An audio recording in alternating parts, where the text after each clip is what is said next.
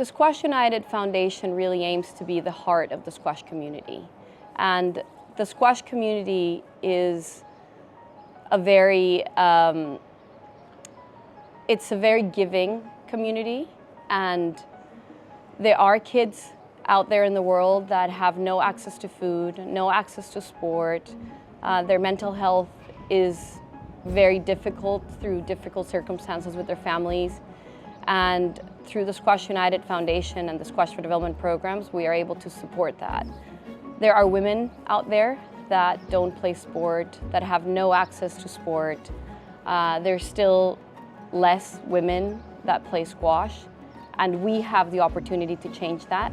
Through the Women in Coaching Fund, we have provided coaching opportunities in Egypt, for example, providing the first Arab-speaking coaching course for women, and that will grow and expand. We have done that in Malaysia as well.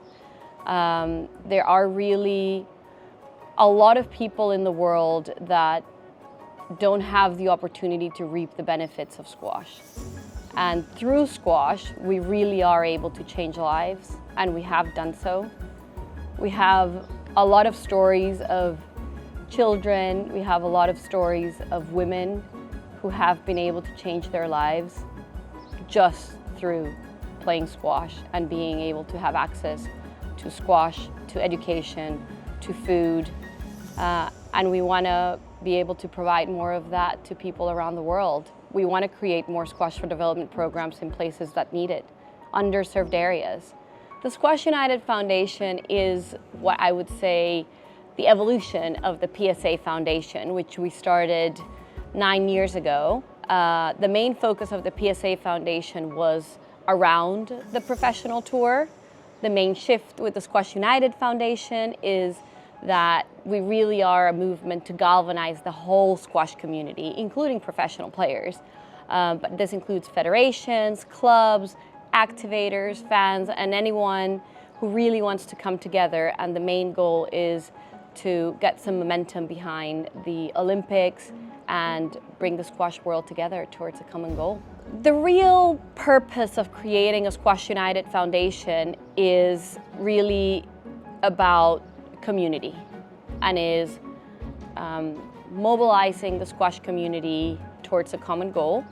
And it was time for us, really. There's not one organization around the world that can really serve the purpose of benefiting the whole squash community. So the Professional Squash Tour has a place within the professional circuit and the professional players. The World Squash Federation has a place with the federations around the world, and obviously with the lead up to the Olympics. Clubs play a significant role. Squash for Development organizations around the world play a significant role. Activators. And there wasn't an entity that really brought everyone together, regardless of whether you were an established organization or just an individual that wanted to galvanize and move and really help squash grow.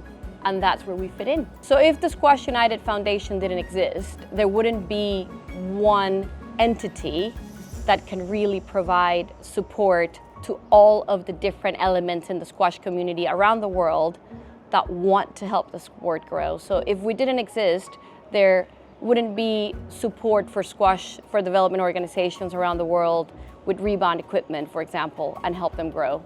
If the Squash United Foundation didn't exist, there wouldn't be innovative projects like Beacon, where the court is outdoors and bringing squash outdoors to public parks. If the Squash United Foundation didn't exist, we wouldn't be able to have a summit where we bring together literally the whole of the squash community, no matter where you're from. We are filling a role that didn't exist apart from governing bodies or a professional circuit. We are the heart of the squash community, and that's where we want everyone in the squash community to fill that gap with us. With the support from the squash community, if it's volunteering, we will be able to reach more kids. So through pop-up nets, through being involved at events where the PSA is, or World Squash events, just reaching out to people and saying, hey, this is squash, do you want to have a go? If we have enough funding, which is what we're aiming to have, we will be able to provide grants for people to, one, go into clubs and provide squash lessons and introduce it to the community. Two, we will be able to provide infrastructure. We want to refurbish and build new squash courts. There is a great possibility of having these pop-up courts like we had at Racket X that are very cheap, and you can put them up in a day, take them down, and bring them in different locations. You don't need a building permit, and that is a way to introduce squash. Projects like Beacon, having a squash in public parks with programming and coaching for free.